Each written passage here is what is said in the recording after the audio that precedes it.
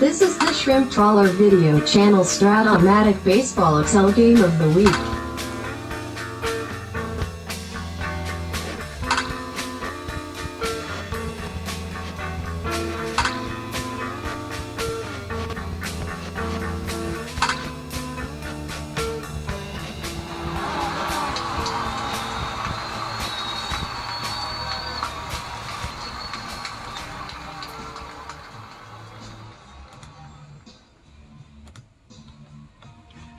Welcome back, baseball fans, to the 1978-81 Fall League Playoff Divisional Round in the American League.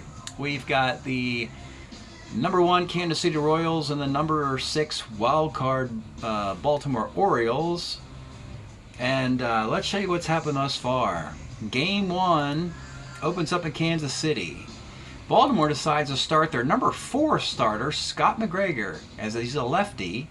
And they're concerned that the Royals kill righties because of George Brett and company. The Royals go with Dennis Leonard, their number 1 starter. So you think it's a big advantage for the Royals. Dennis Leonard had the most wins in the American League. Didn't have the lowest ERA. He was moderate there, but he was the biggest winner. Well, Baltimore was right in this one. Top of the first inning, you got a walk to Lowenstein, a single by Singleton. Sac fly Heisel, walk, single, walk. They get 2 runs. McGregor gets through 4 innings, giving up just 3 hits. Top of the 4th inning, 2 hits, 2 more walks, walk and 4 singles in the 5th. Baltimore is just piling up base runners and runs off Dennis Leonard to the tune of 7-0. This is a Baltimore team that actually has a very good offense. However, their offense has played like trash for 2 years. And by trash, I mean they ranked 32nd of 32 teams in batting average, hitting around 235. And what makes that worse is when you look through the lineups of these players, at least the top of the players, everybody's a 280 hitter or better. So for 2 years, they've been terrible. They've suddenly woken up in this game, at least. Bottom of the 5th, you get a solo homer by Frank White. 7-1. McGregor gets an inning assist from Sam Stewart and Don Stanhouse. This game's over. Baltimore, number 6 seed, runner-up to the Yankees in the American League East, beat the Yankees in the wild card game 1-0. World champs a year ago just take Game 1 against the number 1 seed Kansas City Royals, who, by the way, won every series of the season. And every series was a 5-game series or a 4-game series. And the divisional round is also a 5-game series. They were perfect. Won every series, did Kansas City. So that portends well for them, I suppose. Game number 2 in Kansas City, got to even this thing up. For Baltimore, Jim Palmer. For the Royals, Larry Gura. Top of the 1st, Baltimore comes out hot again. A Heisel walk. Eddie Murray, 2-run homer. Lee May, solo homer. Lee May, the only run in the wild card game, the 1-0 victory of Ron Guidry. He's hot. Bottom of the 2nd, the Royals finally start to get some runs. You got an RBI double by Pete Lecoq, a ground out by Claudell Washington. It's 3-2. Baltimore, Kenny Singleton, 2-run homer. It's 5-2. The Baltimore offense, after 2 years, and a World Series championship, by the way, has finally woken up. George Brett will not be denied. Solo shot for Brett, 5-3. Palmer loads the bases with walks in the 5th, and they actually concede a run playing the infield back, and they get an easy ground ball RBI in that one. They could have brought the infield up, prevented that run from scoring, but it made it a 5-4 game.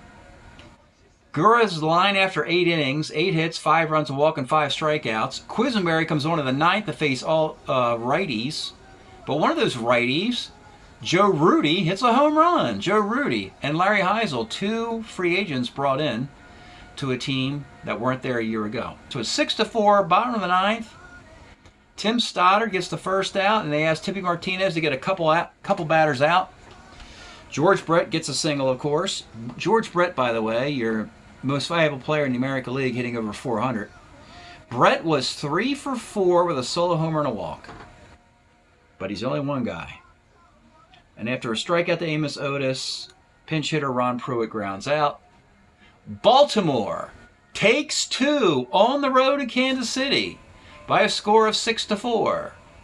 In the divisional round of the playoffs, your number 1 and 2 seeds so far, Pittsburgh in the National League was number 1. Cleveland in the American League is number 2.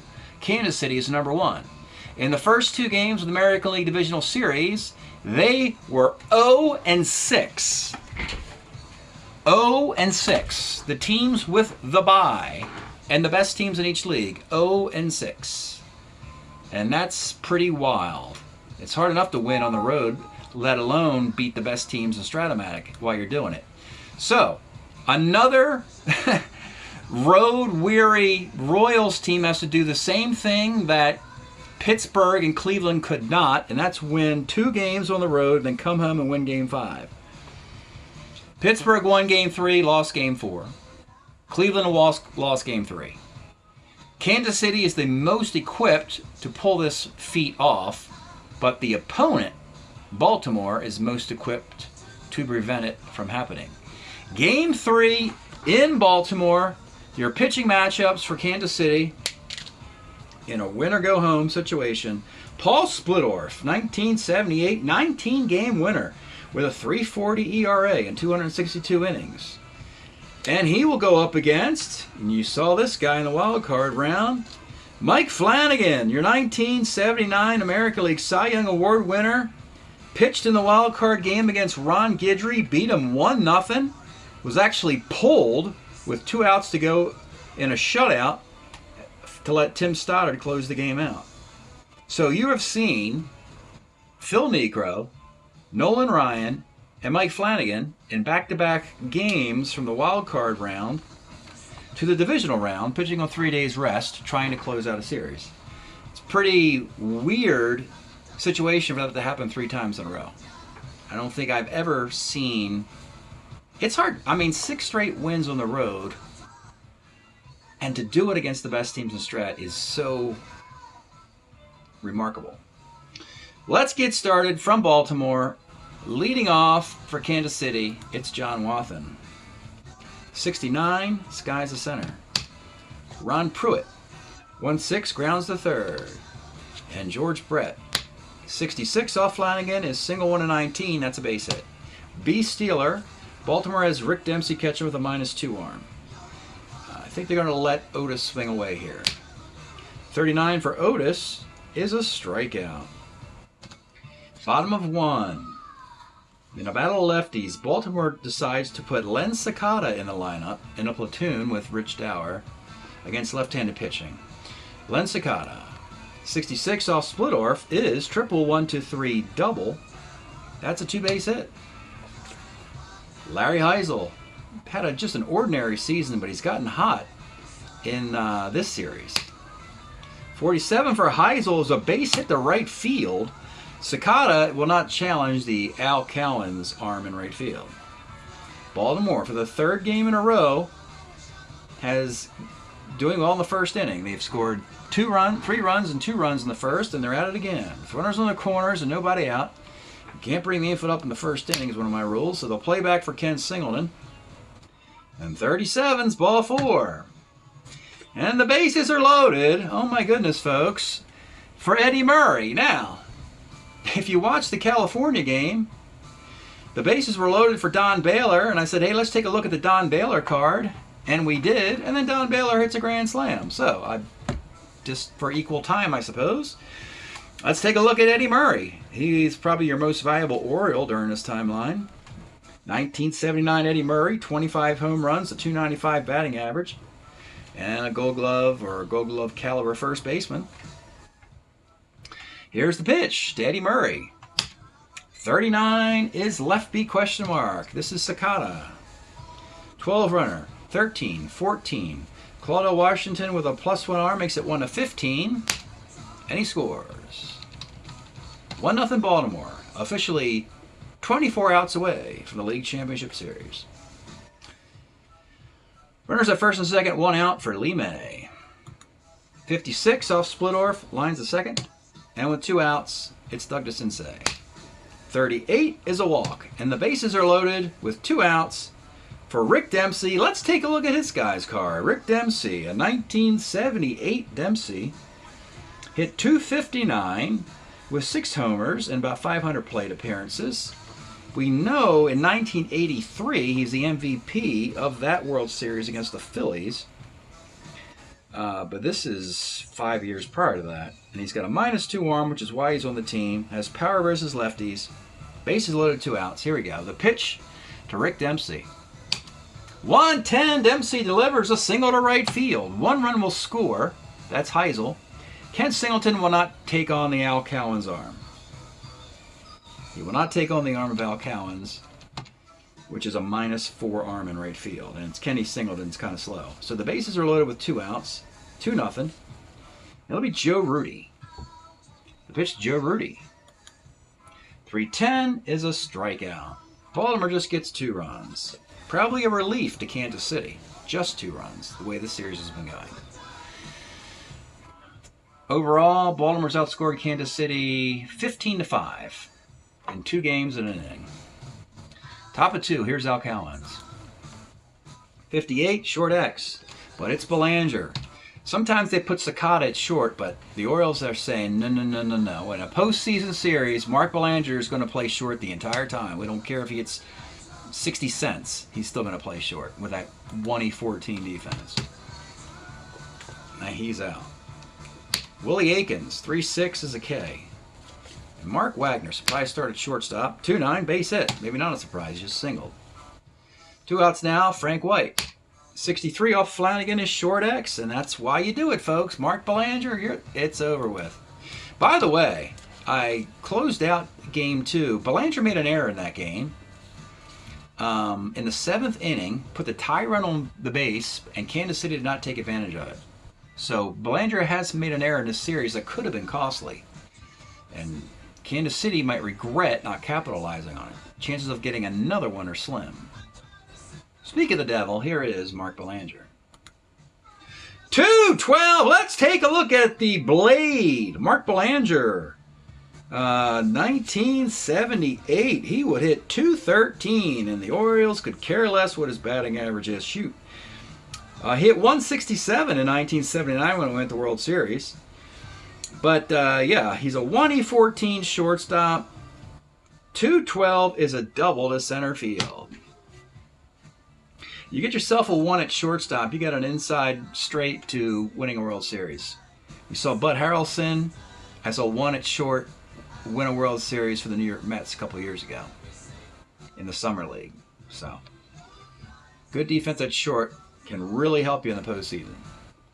So Belanger's at second after hitting a ball as far as he possibly can.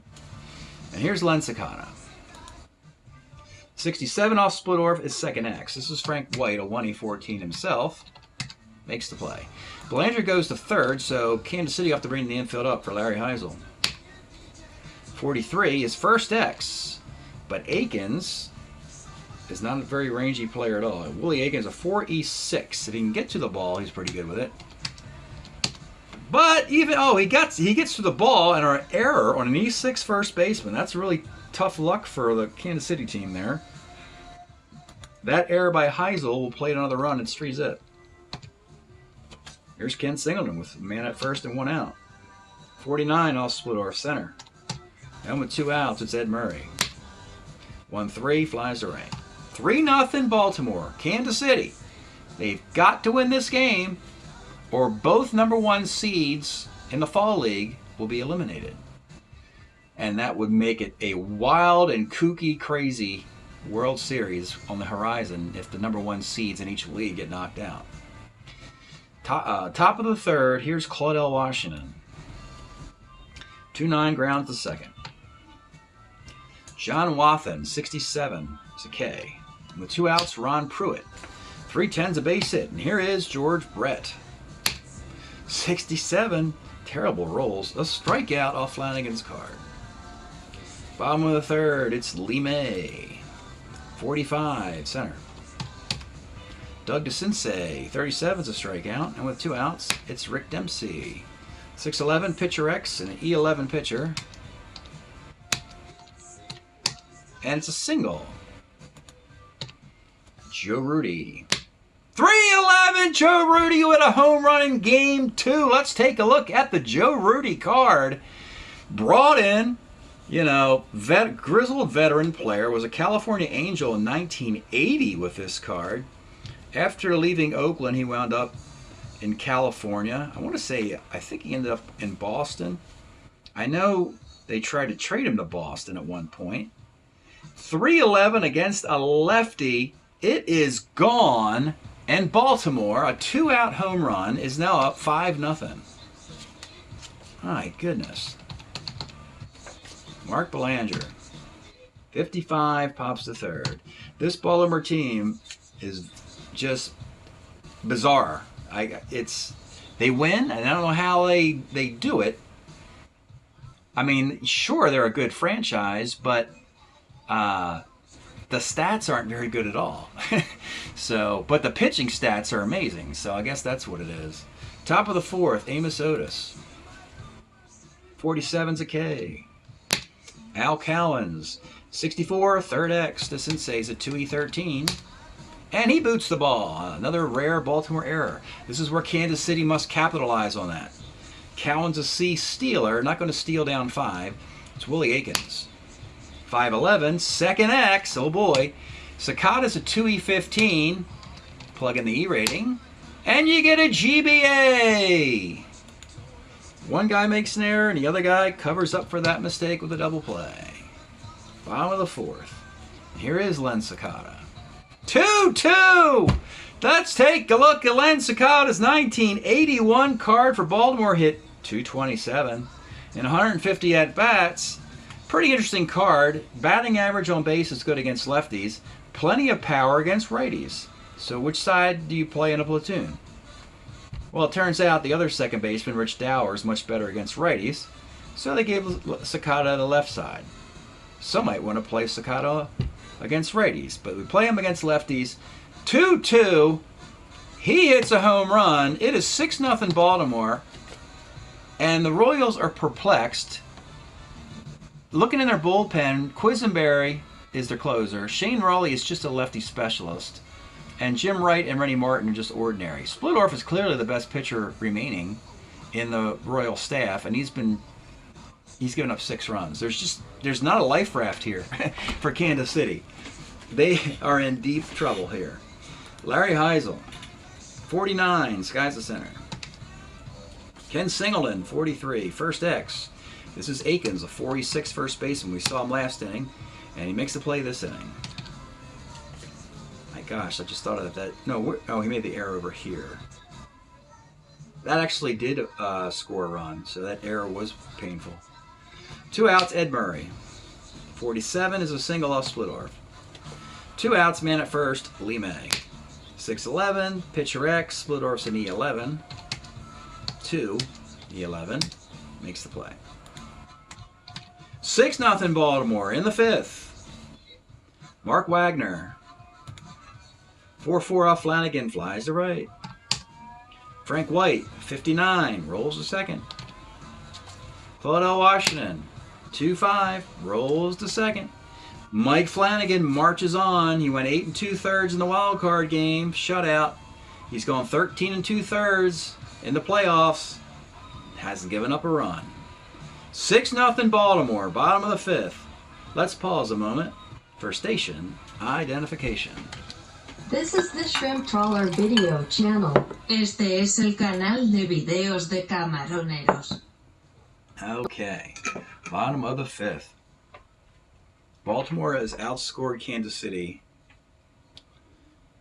What is it now? 7-1, 6-4, 19-5 in 2.5 games. Doug DeCinces. 110 is a grounder to short. Rick Dempsey, 57, is a pop to first. Joe Rudy, 56, pop to second, and Splittorff has a 3 up and 3 down inning. He needs that. 6-0, Mike Flanagan in the 6th. John Wathen, 66, single 1 to 10, and he gets it. A leadoff single for the Royals, their first one. Ron Pruitt, 56, and now they get to Flanagan with a single to right field. Wathen will not take on the arm down 6. And now you get George Brett, and this is really an MVP at bat right here. Let's take a look at the George Brett card of 1980. The magnificent year, arguably the greatest card in Strat. 390 batting average in 1980 for George Brett, but Baltimore has 2 lefties, McGregor in Game 1, Flanagan today, and McGregor again in Game 5, to help minimize the damage Brett can do. Not only did he hit 390 with 24 home runs, he only struck out 22 times. It's just amazing. So you got first and second, and the pitch to George Brett.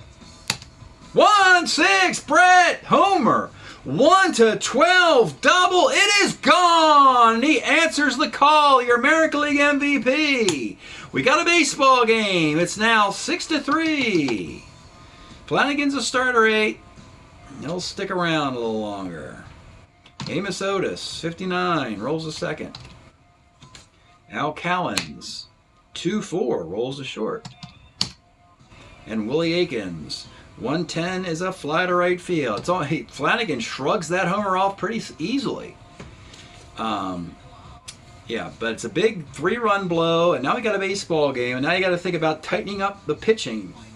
So Splittorf's a starter 7. He's a very good pitcher. He's very good against righties as well. So he's much better than Wright and Martin. Quisenberry might be better, so I think you just have to ride him out. Got to keep going with Splittorf. If he runs into trouble in the 6th or 7th, we might bail him out. But you got to go with him, particularly when you're facing Mark Belander.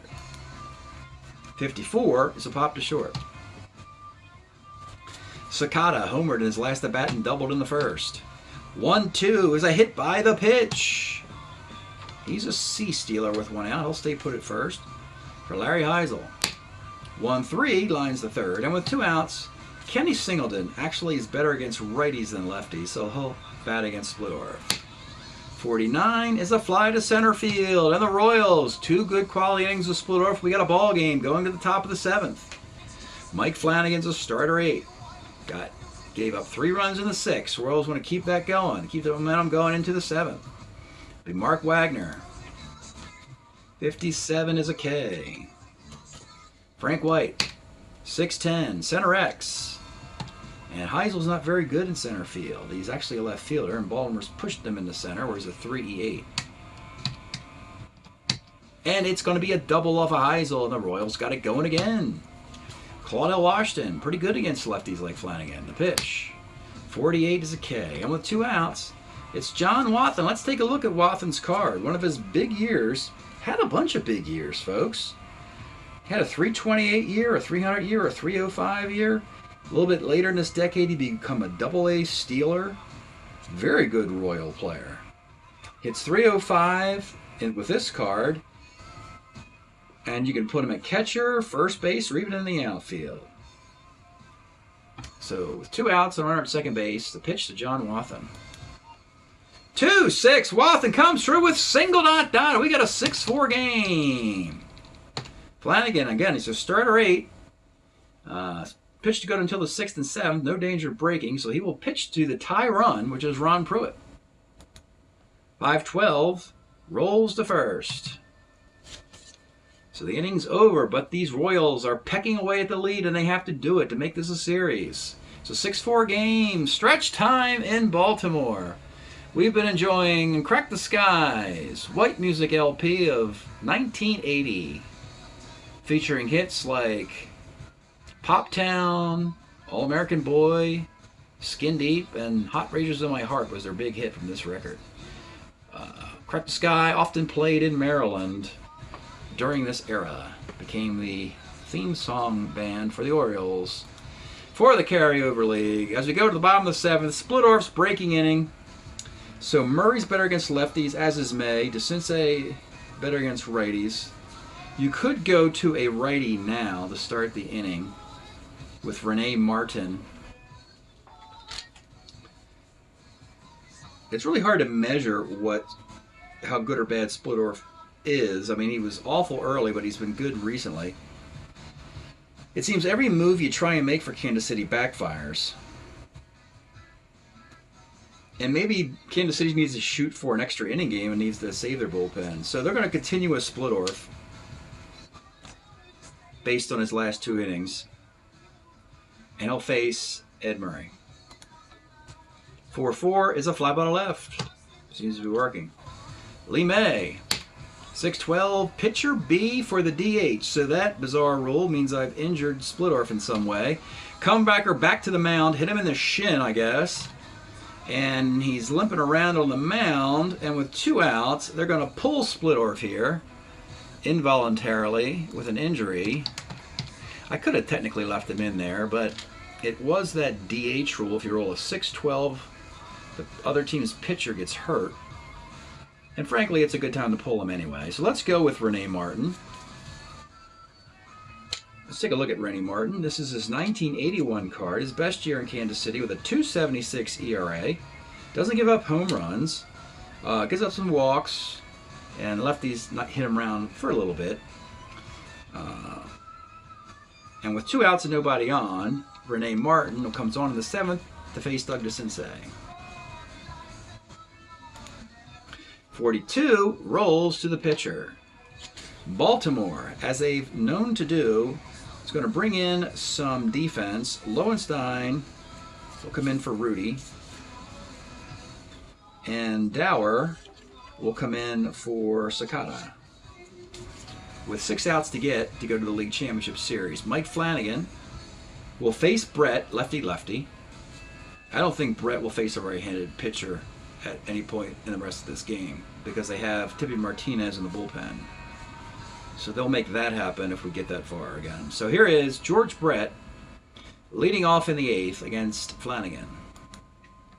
2-8 is a grounder to the 3rd. Amos Otis. 67 off Flanagan is a K, and with 2 outs, it's Al Cowens. 1-9 for Cowens, triple 108 is a single. That brings up the tie run, Willie Aikens. This is an interesting situation. Let's take a look at the Aikens card. So, Flanagan gives up a homer on 4 and a 1-9 on 5. So if you can find a lefty with power, it might be worth getting him into the lineup. Hence Aikens. Now Aikens doesn't hit very well for average against lefties, but he's got power. He's got that homer chance, and he's got these doubles, plus those walks. So no reason to take him out. Not if he can tie the game with 1 swing. By the way, Willie Aikens hit .280 with 21 homers and 379 at-bats in 1979.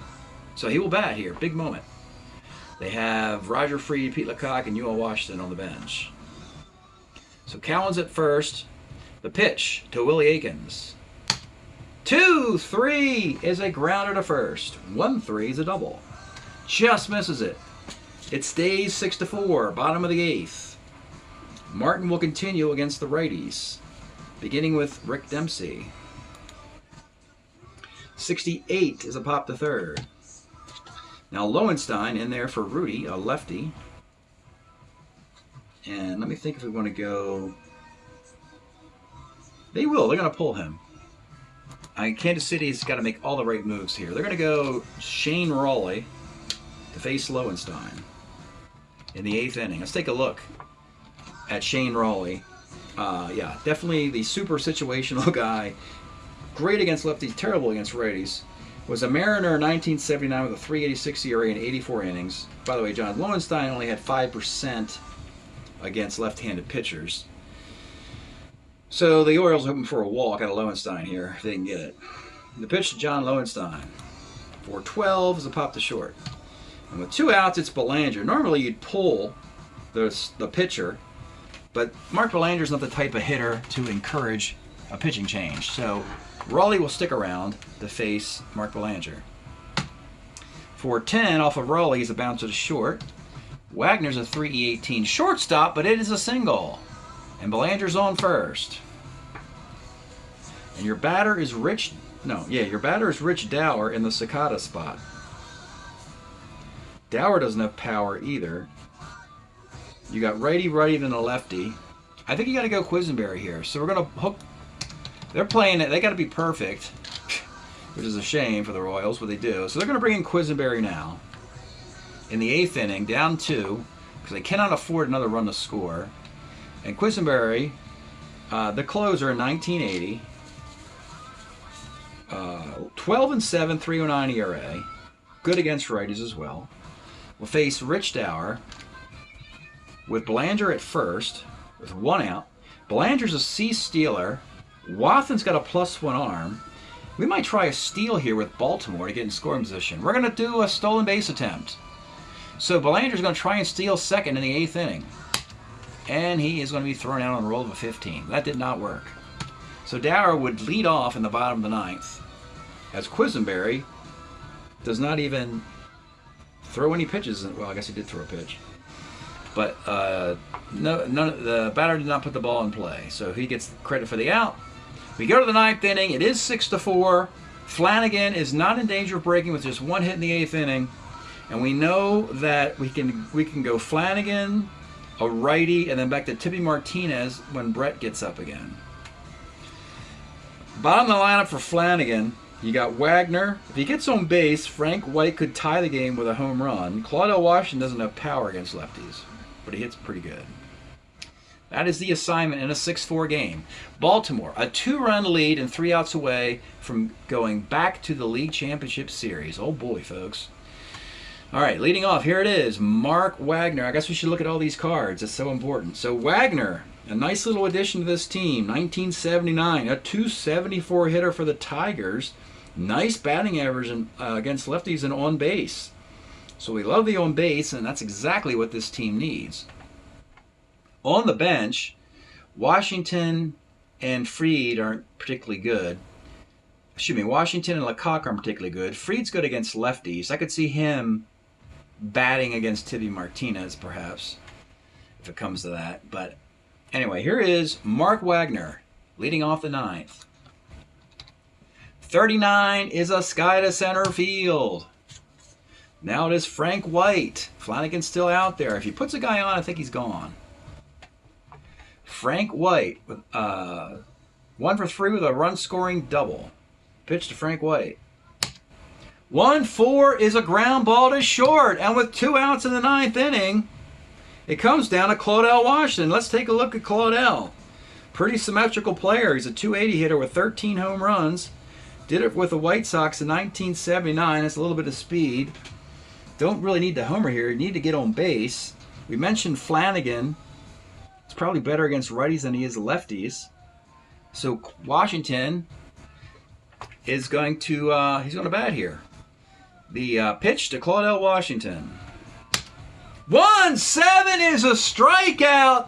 Don't need the bullpen. Mike Flanagan gets the complete game.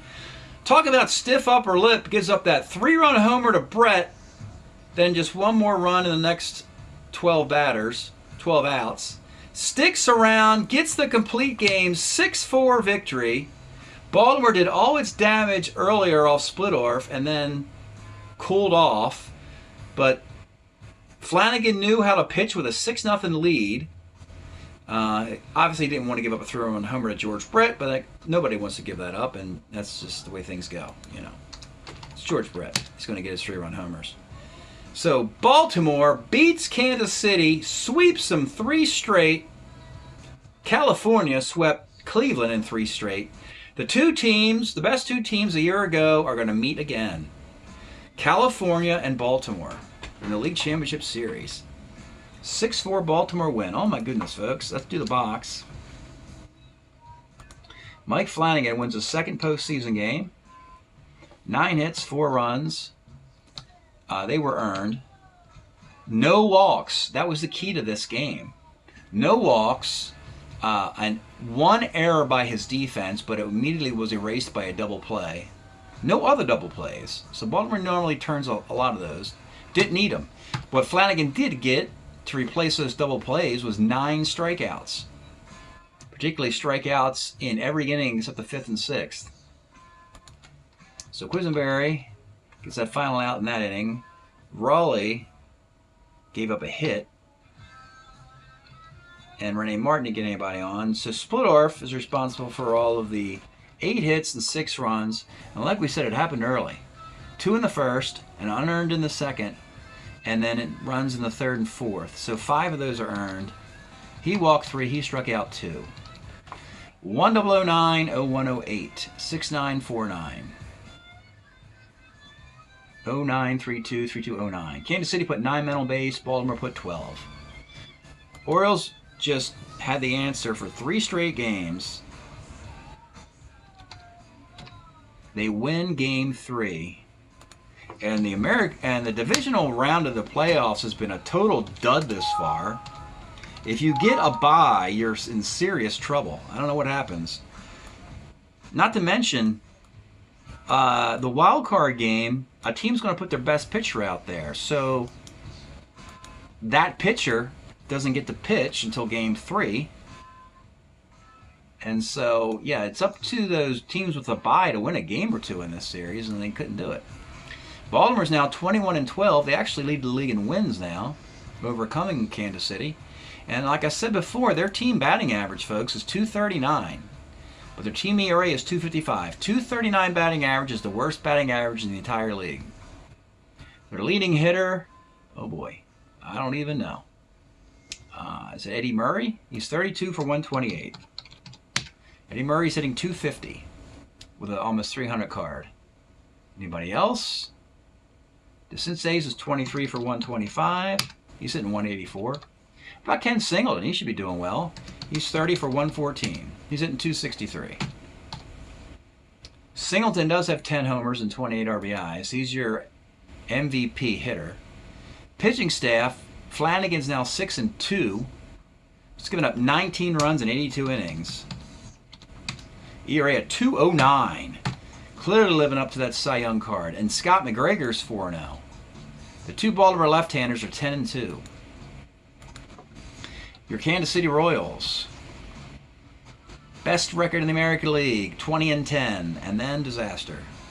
They go against Baltimore. As badly as Kansas City played, they still finished the year hitting .295, or 60 points better than Baltimore. 3.99 ERA. Quisenberry had 11 saves in relief. George Brett's amazing Hall of Fame MVP year. In 33 games, he had 12 homers and 41 RBI. He was also 60 for 140. I believe that's 375. Oh, 429. Sorry, that's right. That's 3/7. I was thinking 3/8. 3/7 for Brett. George Brett just hit 429 and got knocked out. He went 2 for 4 in that game. He went 3 for 4 in game 2. He's just one guy, though, folks. After Brett and his 60 hits, you know, Wathan did pretty good. Wathan at 288. My goodness. So the 1 and 2 seeded teams are getting balanced in the fall league, creating a chaotic postseason to this point. And would you believe the California Angels will have home field when you look at the overall standings here?